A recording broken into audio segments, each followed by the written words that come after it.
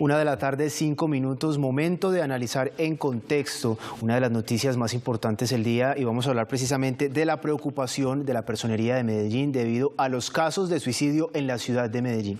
Para analizar ese tema saludamos a Alejandra Escobar, ella es psicóloga de la Universidad del CES. Bienvenida.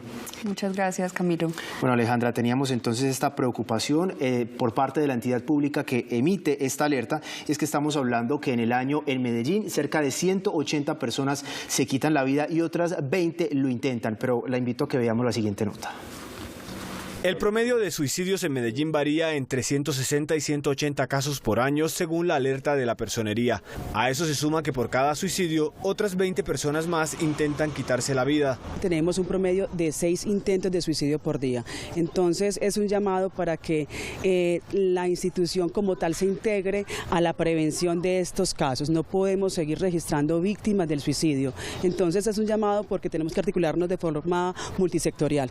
La invitación del Ministerio Público es a trabajar en la unión familiar, en evitar el bullying y el ciberacoso.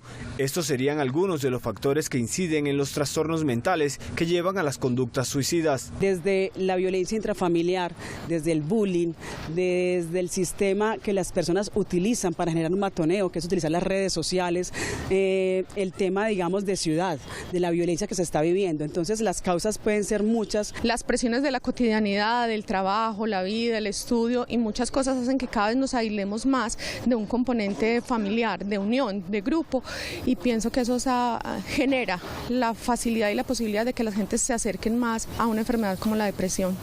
De acuerdo con la Personería, los jóvenes entre 20 y 29 años son el grupo poblacional con más casos y entre los géneros, los hombres tienen mayor registro de suicidio que las mujeres. Los jóvenes y adultos mayores, las dos poblaciones donde se ve con mayor ahínco el tema del suicidio. Y una cosa, no tiene estrato social. La juventud de ahora está como tan atravesada que no encuentran como sentido a nada. Entonces por eso me imagino. La alerta de la Personería indica que entre enero y octubre del año pasado, el Sistema de Vigilancia Epidemiológica de Medellín reportó 1.907 intentos de suicidio. Vamos a dar desarrollo y análisis a esta noticia y para eso estamos con la psicóloga de la Universidad del CES, Alejandra Escobar. Psicóloga, para iniciar quisiera tomar un dato muy relevante que acabamos de ver en la anterior nota, y es que este índice de suicidios está entre los 20 y los 29 años. Comienzo preguntándole, ¿qué pasa con los jóvenes entonces? Como bien dices, y lo que muestran las estadísticas hoy en día es que esa población es bastante vulnerable. Si tenemos en cuenta lo que las personas que hablaron en la anterior nota dicen, y es totalmente cierto, la vinculación de los jóvenes a las redes sociales, a las redes que los rodean, hoy en día ha cambiado mucho y las personas que estamos alrededor no sabemos cómo actuar alrededor de estas personas, cómo acompañarlas, cómo contenerlas. Los jóvenes en este momento de la vida tienen mucho acceso a muchos contenidos que antes no teníamos y a deseos que no sabemos acompañar. ¿Ya? Entonces es muy importante tener en cuenta como todo este acceso de información que no siempre es muy apta, o sea, y que tenemos que tener filtro para acompañar el procesamiento, el aprendizaje de esta información que los jóvenes hoy en día están, pues, y tienen acceso a la misma. Muchas veces en el caso del suicidio de los jóvenes, los padres incluso son los últimos en enterarse de esa posibilidad que había. ¿Por qué? ¿Usted por qué cree a qué se debe esta situación? Mira, justamente tiene que ver con lo que te decía hoy el día y lo que decían en la nota anterior, las presiones, los afanes del día a día, las presiones económicas, el deber tener, el deber ser, todo esto influye en cómo la unión familiar, las dinámicas familiares se están dando hoy en día, y los padres muchas veces, porque así les toca, desafortunadamente, con todas estas presiones no tienen tiempo y no tienen si quieren, pero en realidad no tienen la disponibilidad, la disposición práctica, o sea, en el tiempo de su día a día para acompañar a los hijos. Entonces muchas veces simplemente los ven que están ahí, pero no saben realmente qué está pasando en el interior de cada una de estas personas, de cada uno de estos jóvenes, porque ya no hay mucho tiempo para hablar, ya no hay mucho tiempo para dialogar, para compartir a la mesa, por ejemplo, cuando se está comiendo un fin de semana, porque entonces cada uno está en su celular, cada uno está en el televisor de su pieza, se está con amigos y se interactúa virtualmente, pero no se sabe el tipo de interacciones, el tipo de relaciones, la calidad de las relaciones que está teniendo los jóvenes hoy en día y los padres por este mismo, pues por esta constante presión que te mencionaba. Muchas veces no pueden estar o no se sienten como emocionalmente dispuestos o disponibles para ellos. Un tema de cercanía y confianza. Veíamos una tendencia de los jóvenes entre los 20 y los 29 años, psicóloga, pero ¿son más los hombres o las mujeres los que están propensos a este tipo de situaciones? Mira, como bien lo dicen la OMS, por ejemplo, y la seccional de salud y a nivel nacional el Instituto de Medicina Legal todos los años confirman las tendencias y son las mismas, tanto en Medellín como a nivel mundial, y es que digamos que los hombres tienen una tendencia a llevar a cabo el acto suicida. O sea, hay una proporción, en términos de suicidio consumado, hay una proporción más alta de hombres que de mujeres. Y en términos de intento de suicidio, son más mujeres las que lo intentan y menos son, pues, a comparación de los hombres, más o menos la proporción es 4 mujeres que lo intentan a un hombre. Psicóloga, ¿qué tan cierto es esos días de la semana donde se muestra esa tendencia a más suicidio? Se dice que son los fines de semana, específicamente el domingo. ¿Esto es cierto y por qué? Sí, es cierto. Digamos que muchas veces los registros, y de hecho hay muchos subregistros también, pero entre lo que nos podemos dar cuenta con los registros y en los servicios de urgencias, por ejemplo, son en los domingos, los lunes en la mañana que llegan muchísimos casos de intento de suicidio, por ejemplo, y muchas veces se da por las interacciones que justamente suceden durante el fin de semana, con la familia, con los amigos, con esos otros significativos alrededor de la persona. Y estas otras personas significativas de alguna manera influyen en que esta persona, este joven o adulto, se sienta, pues, eso que es importante para él o para ella, digamos que puede tomar más forma en esos días que son de compartir, que son de, cierto, como de interactuar con la familia y con los amigos, y que de pronto esto no se dé o no se dé de la forma en que ellos lo esperaban. Se activan unos mecanismos de afrontamiento que posiblemente no son los mejores, los más sanos, y no hay capacidad de ese grupo familiar o de ese grupo de amigos con el que se interactúa justamente los fines de semana, no hay capacidad de ellos para contener, para acompañar, por desconocimiento, por incapacidad emocional, por muchos factores, y por el mismo cansancio, lo que hablábamos ahorita, ¿cierto? Como el cansancio y la rutina del día a día hace que cada uno se vaya como para su lugar y no hay esta cohesión familiar. Entonces muchas veces la descarga emocional y pensando viene otra semana a enfrentar lo mismo, no, pues y se da como esta frustración. Entonces muchas veces es el domingo justamente el día que muchos actúan de esta manera. Doctora, esos espacios y esa cohesión familiar de la que usted habla, además de los domingos, también se le puede atribuir algunos días importantes del año, por ejemplo el Día de las Madres, el Día del Padre, un día de un cumpleaños.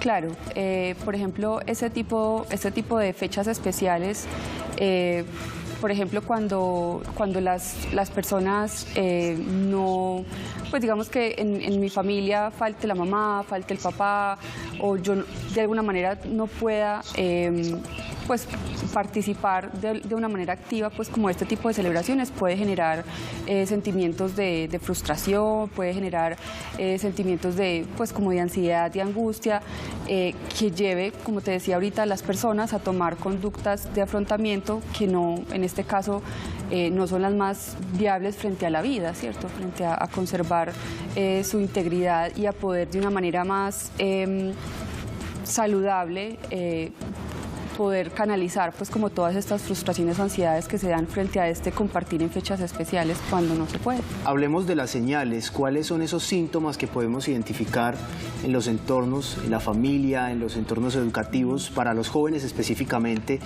que estén en riesgo de este tipo de situaciones? Mira, tocas un tema bastante importante. Es muy importante estar alerta, sobre todo cuando hay cambios en la conducta, cuando hay cambios en el comportamiento de una manera sostenida, ¿cierto? No es que, pues todos sabemos que tanto adultos como niños y jóvenes, hombres y mujeres, tenemos diferentes condiciones de todos los días, ¿cierto? Unos días está más alegre, otros días está un poco más neutro emocionalmente hablando, pero cuando uno nota en el joven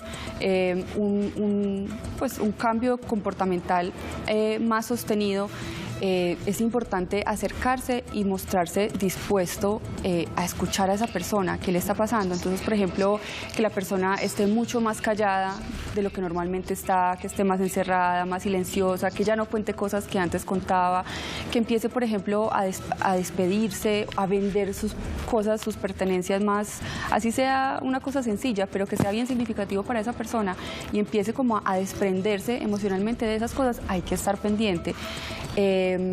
O que por el contrario tenga, por ejemplo, comportamientos ansiosos, que hable demasiado, que no sé, porque las personas muchas veces comunican, no necesariamente explícitamente con las palabras, pero sí con actos, muchas veces comunican su intención de hacerse daño o simplemente el deseo de no querer vivir más así, ¿cierto? Entonces es muy importante cuando hay cambios, no solamente de un día para otro, sino sostenidos, y comunicarse cuando uno ve ese tipo de señales, por ejemplo, a ver, ¿será que solamente en la casa o será también en el colegio? Entonces comunicarse con el colegio, con los profesores o con los amigos. Ve, yo he visto a fulanito o a fulanita así, tú también lo has notado más callado o más conversador de la cuenta, o has visto que ya no le interesa lo mismo que solía interesarle antes. Ese tipo de factores y de comportamientos, de señales, es muy importante tenerlos en cuenta cuando son sostenidos en el tiempo. Eso respecto a señales previas, pero ¿qué pasa cuando ya hay un intento real, cuando ya esa persona pues, ha ejecutado una acción para quitarse la vida? ¿Cuál es el tratamiento en este caso? Mira, cuando este tipo de casos ocurren, es muy importante actuar de inmediato. O sea, hay un término que llamamos el tiempo de oro.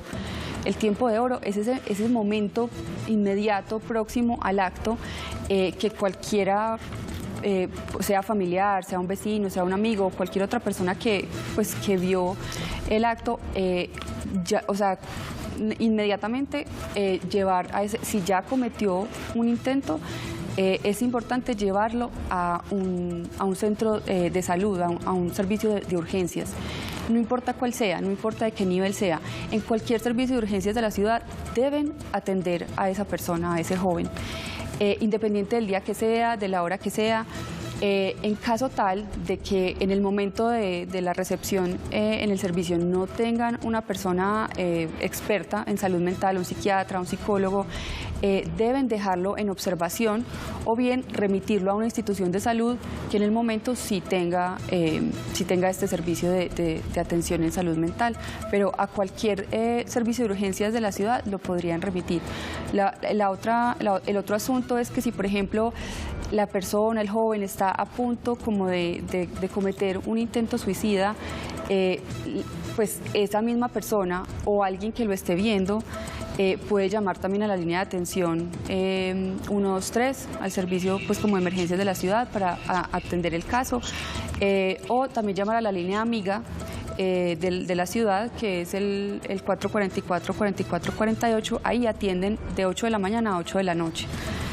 Debería ser 24 horas en este caso, por eso te decía, es muy importante tener en cuenta los servicios de urgencias de la ciudad. Imagino que depende también del caso, por supuesto, pero ¿cuál es en términos generales ese tratamiento que se le da a esa persona una vez llega a un centro de estos? Además de médicos, intentó hacerse daño, también por supuesto la inspección, pero ¿cuál es el tratamiento más allá de lo psicológico también y el acompañamiento?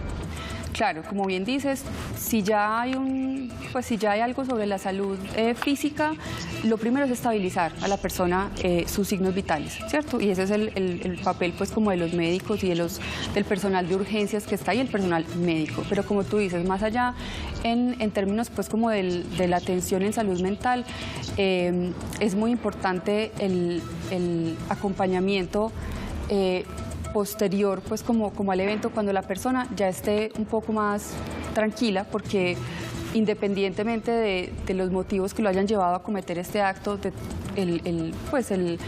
es considerable que la persona va a estar alterada de alguna manera, va a estar satisfecha o insatisfecha por lo que sea que haya buscado. Entonces es muy importante darle como ese espacio de serenidad, de que se serene, ¿cierto? De que encuentre como un poco de estabilidad justo después de que ha cometido pues como el intento, sabiendo que obviamente está todavía en un momento de crisis. Hay que considerar eso, que la persona todavía está en una situación de crisis y que justamente también lo puede estar su entorno, ¿cierto? Su familia, sus amigos, con quien haya pues la red de apoyo que tenga en ese momento.